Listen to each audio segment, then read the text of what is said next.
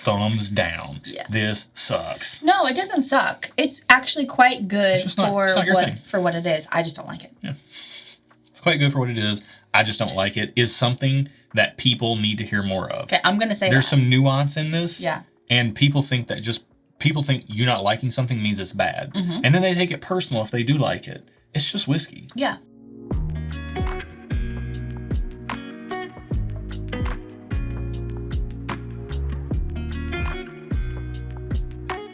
Welcome to the channel, bringing a real-world perspective to the real-world whiskey consumer. I'm Josh. And I'm Erin. And welcome to Pours Unknown, where we draw a sample at random from our sample pool that people have sent in to us. So we try what you send.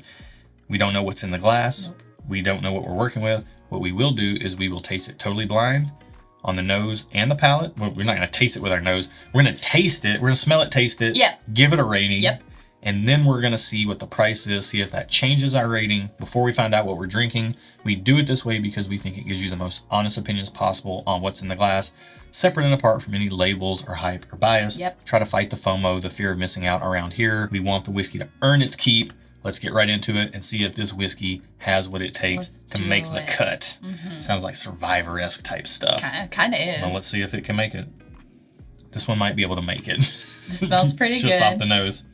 Sweet, sweet, sweet, sweetness. Sweet, a little funky. There's like a little, dare I say stinky feet, but not quite. It's yeah, when you say stinky feet, you mean something different than what this glass has. It's not quite there, so I need to think about what that other thing is. Okay, now that I'm spending just 2 seconds more with it, instead of just running off at the mouth as soon as I had something pop to mind. It happens. It, to me, has this very fruity cherry type of sweetness to it. More like a bright candy cherry sweetness. And there's some sharpness here. It's sharp. I think that's what I was getting. It's kind of like, it stings the nostrils a bit. And then underneath that cherry candy sweetness and sharpness, there is a foundational nice oakiness that's just kind of right underneath. It's kind of giving a little bit of a foundation. I'm going to take away the stinky feet. It has not given me that. I think I just, for whatever reason, got that at the very first sniff. Yeah. Let's get it on the very first palate. Let's just drink it. Okay.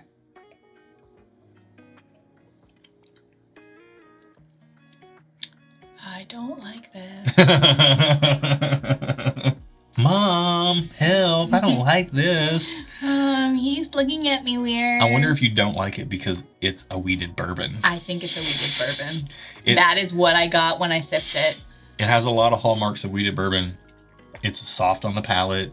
It's very sweet. It's got this weirdness up front that I don't love that I get with wheated bourbons. Yeah. Erin's not a big wheated bourbon fan.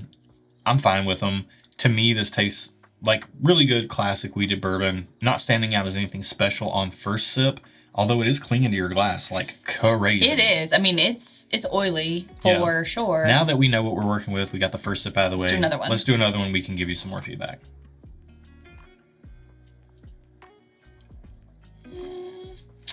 Yeah, this isn't for me. It's not bad. If you like the taste of wheated bourbons, whether this is or isn't a wheated bourbon, it tastes similar to one. Right. If you like that, this will be a good pour for you because it's made very well. Like, I really do think it's crafted very well. I just don't like the taste of wheated bourbons, therefore it's not for me. Yeah, and you get a funkiness, kind of like is it like a sourness to you? Kind of. It's off-putting to you. It's off-putting. I can't, so there's a difference that I get between stinky feet and dirty socks. Stinky feet isn't bad. It's kind of like a funky cheese that smells good. It's a funky cheese. Yeah, it smells good. Dirty socks, not good. Off-putting. Off-putting. That's kind of what I get when I taste wheaters. Yeah. Oh, some wheaters, not all. Not all. There are some I like, but not this one. So for me, this is coming through, again, very much like a wheated bourbon on my palate as well. It's really soft and sweet up front. The mid-palate kind of falls off on the back end, leaves you with this general sweetness. All the notes that are there, the cherry being more the forefront than anything else, but then you're getting your caramel, your vanilla, your oak. The oak isn't super, prominent. It's not giving it enough of a foundation of darkness that I like, which tends to be why I tend to steer clear of wheaters. I don't, if I wanted to drink fruit juice, I would just drink fruit juice. If I'm drinking bourbon, I tend to want some of the darker elements that the barrel influence can bring to the equation. And a lot of younger weird weird wheated bourbons. It is weird. It can be weird, but younger wheated bourbons can also have that. They can just lack that depth that I'm personally looking for. Yeah. This seems like a very good, solid, I think it's well crafted. standard wheated bourbon. It seems well crafted from what, like, everything else outside of the flavor that I don't like. The actual, like, the viscosity of it's good. It seems like middle proof. Like, finish lingers. Not super high proof, not super low proof. It seems well crafted. I will say that. Yeah, seems very middle of the road. It's this Goldilocks' porridge as far as wheated bourbons go. It's nothing too special, nothing too budget, nothing too old, nothing too young, nothing too, whatever. We're going to spend some time with it, get some ratings together. I will not be spending any more time with it. She's got her rating. I do need a minute not talking to a camera to figure out how I feel about this, so we'll be right back.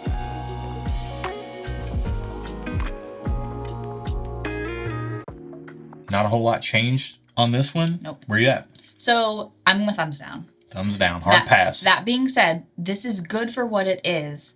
I just don't like it. Yeah.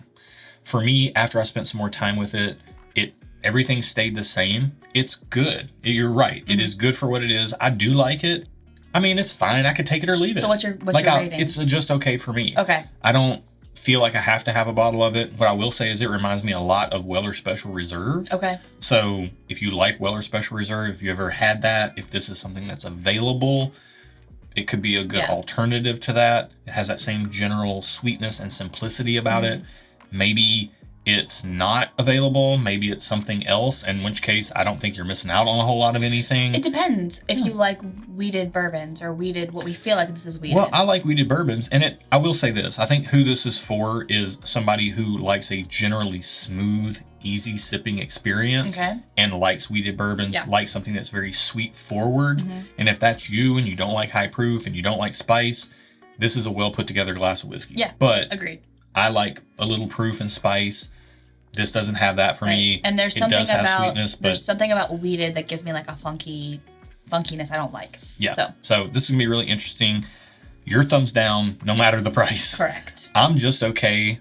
Price dependent. We'll see if that changes anything. In our Pours Unknown sample key, this is number 67. So price first, and then finding out if that changes our ratings. 67. This pour is $70, or this glass bottle. Yeah. Bottle is $70. It's well crafted. I mean, I don't have to have a bottle at $70. You're staying thumbs down, let's be clear. We already said that. Me, I don't have to have a bottle. I might get a pour in a bar or something somewhere. If it were like $15 or less, I would pay that. So you're saying just okay? I think so. I'm not a hard pass. It's not off-putting to me. Okay. Thumbs down is a hard pass. It's not that for me. Yeah. It's just okay. Take it or leave it. Probably not going to buy a bottle of it if I see it at $70. So I really wish this was something more like a $40 bottle, personally speaking. What is this? What number is that? 67. E.H. Taylor single barrel? Wow. That's a really soft single barrel. Is that right? Yeah. Yeah. I mean, if it's in the key, it's right. I feel like that's that. It's 100 proof. It is 100 proof. Well. This is thanks to Bill and Delia. Bill. Oh my God. We don't even know what's happening right now. Bill and Delia Kavanaugh. Aaron can't say the names of our friends. My mind's exploding. I feel like I've had E.H. Taylor before. We've had small batch, but we've never had a single barrel. Oh. Actually, I take that back. But I have had one single barrel. This was in our pool specifically so I could tell this story. Our friend Miles, he was a bourbon broker in the Nashville, Tennessee area. He worked with a lot of country music clients. He was gifted a bottle of E.H. Taylor Tornado Surviving, which is a highly, highly hyped up bottle. I remember he blinded me on it, and I tasted it, and I was like, that was good. Tastes like E.H. Taylor small batch. And he's like, well, it's an E.H. Taylor single barrel, Tornado Surviving. Spoiler alert, E.H. Taylor tastes like E.H. Taylor. No matter if it survived a tornado or not. Right. Yeah. That's one of the most highly lauded thousands upon thousands of dollars that people pay for the Tornado Surviving. Wow. The regular single barrels people will pay easily on either marked up store prices or secondary markets. People will pay $250 or more for one of these. Wow, okay. It tastes like Question. E.H. Taylor, except a little softer, this particular single barrel. Question. Yes. Is it a wheated? No, it's a rye-based bourbon. This particular single barrel is just very soft, and to you has something in it that's kind of off-putting. Yeah, I thought it was a wheated-based drink. I was convinced it was too. There you go. the best bourbons that some people really prop up might not be good at all for you. I mean, depending on your profile palate, yeah. On paper, I actually thought E.H. Taylor Single Barrel would be a product that you would like. Yeah. I mean, Buffalo Trace profile, it is a little sweet fruit forward, which this is. So that's not your favorite, but I was hoping the Single Barrel would bring a little bit more age, a little bit more oak influence, and that would be something that would make you like it more than the Single Barrel, or more than the small batch rather. I was hoping that for myself as well. This one just didn't deliver on it. Did not, no. So anyways, if you're looking for an E.H. Taylor Single Barrel, maybe it's way better than the small batch. Maybe it's way better than most things you've tasted. Or maybe it's just all right. Yeah. If not downright off-putting. Nothing to lose your mind over. We do these totally blind like this so that, again, we say fight the FOMO, fight the fear of missing out. I can say after having tried this and having tried the Tornado surviving E.H. Taylor, I am personally not going out of my way for any E.H. Taylor Single Barrel. But you won't have to go out of your way very far to like this video if you liked it. And if you like this style of content, subscribe. Also check the video description below if you want to get on some of our barrel picks. I don't know if I would have selected this as a single barrel if we were on a pick of E.H. Taylor I would have or not. So this would not have been a barrel pick of ours. Yeah. But maybe if we ever get an E.H. Taylor single barrel pick, we can get something better than this. But if you want to get plugged in on our barrel picks, get involved in the community, and start having some fun with us over there, check out Patreon. Absolutely. That's it for today. Be good to each other. And until next time, cheers. I can have that. guess I will take this because you're not going to drink it. No, thank you. People love this stuff. People lose their minds over this bottle. That's the thing. It is well crafted. It is made well. I could tell that by drinking it. I just didn't like the way it tasted. People think you not liking something means it's bad. And then they take it personal if they do like it. It's just whiskey. Yeah. And we're not attacking your personality. Don't get your panties in a wad. No. It's just whiskey. Don't get your knickers in a twist, lad. What accent was that supposed to be? Don't get your knickers in a twist, lad. What accent was Don't get your knickers in a twist, lad. Don't get your knickers in a twist, lad. Which one was the best? The last one? Do it one more time. Don't get your knickers in a twist, lad. Where are you from? What's Irish? Don't get your knickers in a twist, lassie. That's better. Don't get your pantaloons in a I don't know where I was going with that one. I couldn't think of anything that rhymed with P. I just want to say pantaloons. That's fair. I can't fault you for that. That is a fun word to say. My grandma used to say, like, long pants.